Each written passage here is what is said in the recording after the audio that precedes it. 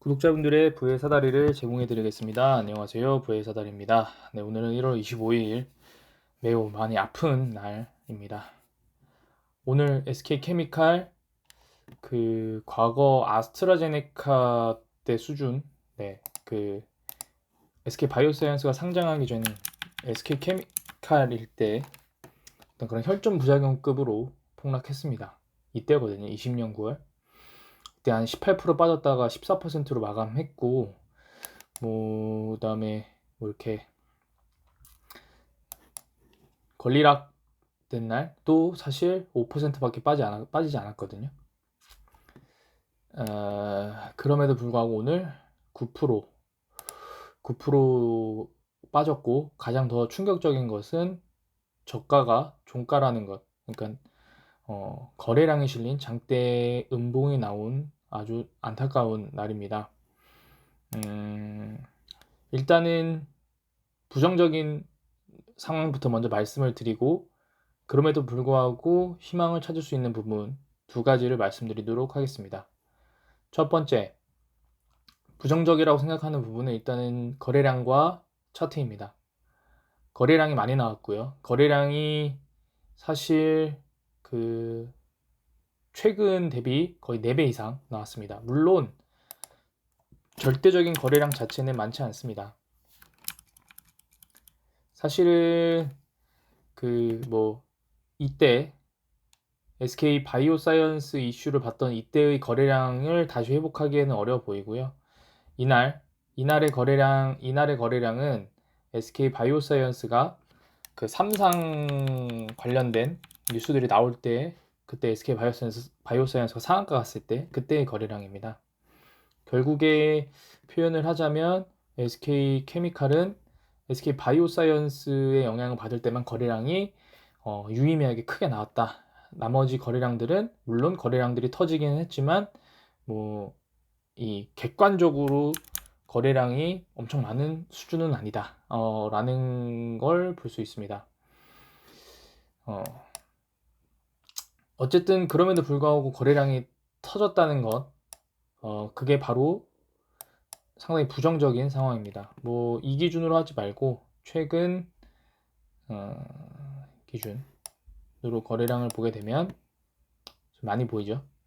이때 이후에 거래량이 많이 나왔고, 그리고 가장 중요한 건 장대 음봉이라는 것.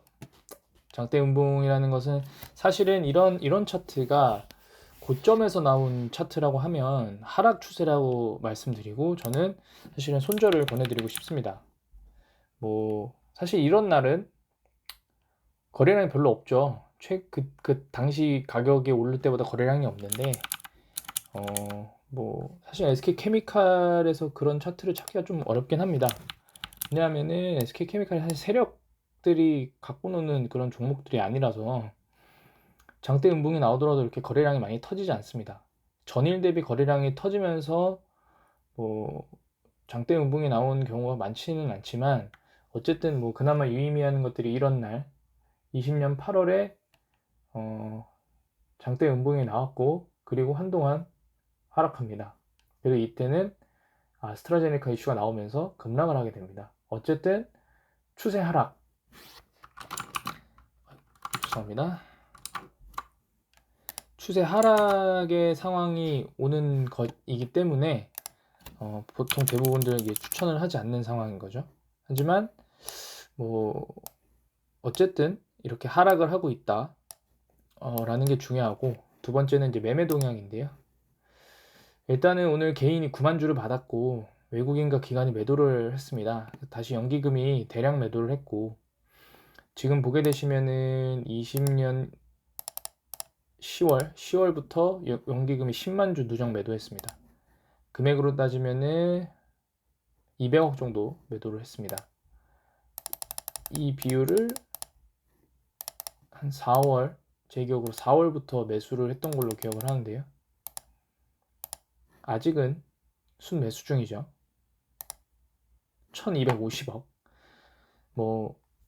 1, 2, 3월 달은 거의 2천억 이상 매도를 했기 때문에 그거는 제외하고 4월부터 보면은 아직까지 1250억을 매수한 상태입니다. 뭐 그런 관점으로 봤을 때 사실은 연기금이 현재 상황에서 큰 매도를 하고 있지 않다는 부분은 좀 그나마 조금 나을 수 있는 상황입니다. 그러니까 단순히 차트상으로 거래량이 실린 장대 음봉이기 때문에 하락 추세의 전환이 된다. 이런 부분 때문에 그 부정적인 내용입니다. 여기서 한 가지 말씀드릴 수 있는 건 뭐 자꾸 갭을 메꾸러 간다라는 그런 뻘소리들을 하시는 분들이 계시거든요. 지금 이 말하는 갭은 이 갭일 겁니다. 보시면요. 말하는 갭은 이 갭인데 이 갭을 자꾸 메꾸러 간다고. 요 갭을. 뭘 갭을 메꾸러 갑니까? 이미 갭은 여기 다 메꿨죠. 그리고 제가 누누이 말씀드리지만 갭을 메꾸러 간다는 건 이제 사실은 말이 안 되는 게 SK케미칼은 신고가였습니다. 그러니까 보통 이제 갭을 메꾸러 간다는 거는 주가가 빠지고 나서 새로운 이슈로 주가가 상승을 했을 때 이런 모습이죠. 주가가 빠지고 나서 새로운 모습으로 상승했을 때 이게 이제 갭으로 띄우지 않고 밀고 올라가면 저항선들이 있기 때문에 그 저항선을 부수지 못하면 그냥 거래량만 터지고 윗골이 달고 내려오는 차트가 나옵니다. 이런 차트들. 근데 이제 이렇게 갭을 띄워버리면 이 구간에서 매도를 할 수 없기 때문에 그 당시에 투자자들은 더 지켜보게 되는 거죠. 그러면서 이 주가가 떨어지면 여기서 매도를 쳐버리게 되는 거죠. 그런 의미로 갭을 메꾸러 간다는 말들이 있지만 현재 지금 그리고 SK케미칼 같은 경우에는 이 당시에 이슈가 SK바이오사이언스였다고 하면 그 이슈들은 이미 SK바이오사이언스가 물적 분할하고 상장하면서 다 해소됐습니다. 여태까지 SK바이오사이언스 보고 주식 들고 있던 분들이 누가 여기를 갖고 있겠습니까? 차라리 만약에 SK바이오사이언스를 보고 SK케미칼을 샀다면 상장하자마자 팔고 시초가에 상장하고 나서 계속 SK바이오사이언스 들고 있었으면 뭐 2배까지는 아니라도 100% 이상 거의 한 뭐 50% 이상은 수익이 났을 겁니다. 그렇기 때문에 그 말은 정말 말도 안 된다고 생각합니다. 자, 이제 좀 긍정적인 내용을 좀 말씀드리도록 하겠습니다. 긍정적인 내용을 저는 뭐 크게 2가지 정도로 봅니다. 일단 생각보다 공매도 많이 안 나왔습니다. 공매도 뭐 평균가 당연히 높고 공매도량이 한 4만 주 나왔네요. 4만 1000주 나왔는데 매매 중 15%, 매매율 15점 이거보다 훨씬 많을 때 많았습니다. 이달 19%. 물론 거래량이 뭐 27만 주 나와서 거래량이 많이 나오긴 했지만 그 거래량보다는 이 공매도 비중, 이 공매도가 생각보다 많지 않다. 자, 프로그램 매매 오늘 90억 던졌습니다. 네, 90억을 던졌고 8만 주, 체결 수량은 19,000주. 그러면은 합이 약 한 6만 9천 주, 약 7만 주 정도 됩니다. 자, 7만 주 프로그램 매매 나왔고 공매도가 4만 주 정도 나왔습니다. 매매 동향 보면 외국인이 8만 4천 주를 던졌죠. 그러면은 오늘 외국인들 중에서 순매도가 8만 4천 주기 때문에 외국인들 중에서 산 세력도 있다, 산 주체도 있다라고 볼 수 있고, 자, 제가 여기서 그 공매도가 생각보다 적다라고 말씀드리는 이유는 오늘의 하락이 공매도와 뭐 기타 이슈들이 아니고 이거는 이제 추정하고 있는 건데 우리가 CFD 계좌라고 있습니다. CFD 계좌라고 하는 건 전문 투자자로 등록을 하면 개인 투자자들이 약 10배, 최대 10배 레버리지를 일으켜서 거래를 할 수 있는 그런 방법입니다. 이 CFD 계좌는 외국계 증권사가 위탁 판매를 하고 있기 때문에 수수료가 있지만 어쨌든 외국계 증권사로 잡히는 경우가 많습니다. 근데 오늘 CS증권, 그다음에 JP모건이었나요? 외국계 증권사가 많이 매도가 나오더라고요. CFD 계좌는 본인 돈이 만약에 레버리지를 10배로 올리면 10%밖에 없기 때문에 퍼센트가 조금만 떨어져도 바로 담보 비율이 이제 측정이 안 돼서 바로 반대 매매가 나갑니다. 그런 관점으로 봤을 때 CFD 계좌의 반대 매매가 나간 게 아닌가 라는 생각을 좀 하고 있고요. 그 다음에 신용이 지금 많이 줄고 있거든요. 네. 신용 잔고가 줄고 있다라는 부분에 대해서도 이 미수반 현금 미수나 어떤 신용 반대 매매들이 조금씩 나오고 있는 게 아닌가 라는 조금 생각을 하고 있고요. 그다음에 두 번째로는 오늘 나온 뉴스죠. 이 케미칼 관련된 뉴스입니다. 매일경제 뉴스 보게 되시면 신제품으로 상용화했다. 스칼페 CR 제품을 생산해 국내외 식음료병 식품포장 필름 원료를 공급한다. 네, 이 뉴스가 이제 드디어 나오고 있거든요. 지금 보게 되시면 한국형 순환경제 이행 계획을 발표했는데 2030년까지 재생원료 30% 의무 사용을 달성하려면 연간 15만 톤의 재생 페트가 필요하다는 것이 SK케미칼 측의 설명이다. 네, 지금 현재 ESG 경영이 기본적인 화두가 되고 있기 때문에 SK케미칼이 현재 이런 사업을 하는 것 자체가 지속적으로 뉴스가 나와줘야 됩니다.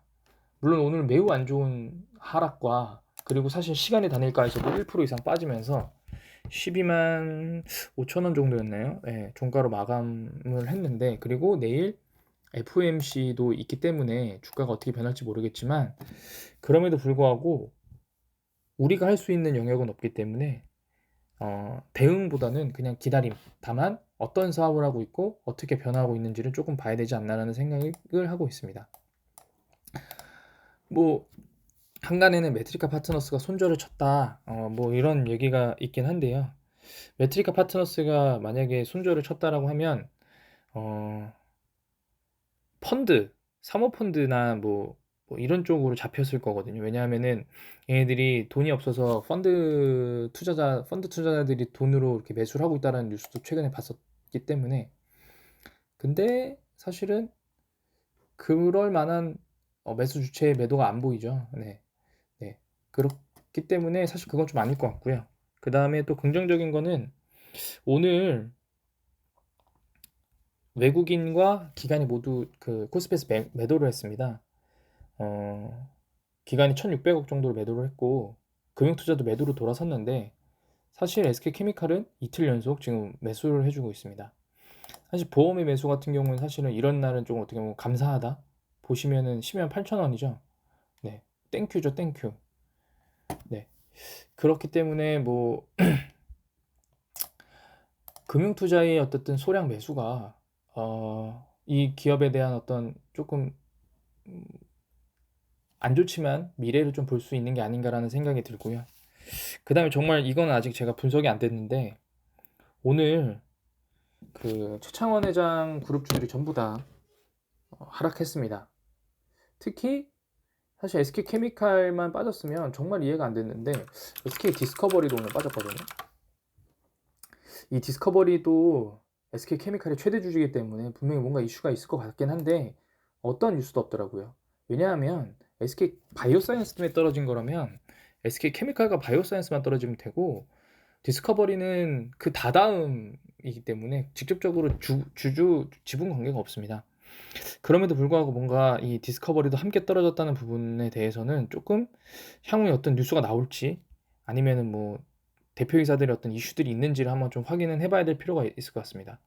네, 오늘 진짜 많이 힘드셨을 텐데 이런 날도 있고 저런 날도 있습니다. 조금 버티시면서 좀 마음을 다스렸으면 좋겠습니다. 네, 오늘 영상 여기서 마치도록 하겠습니다. 시청해주셔서 감사합니다.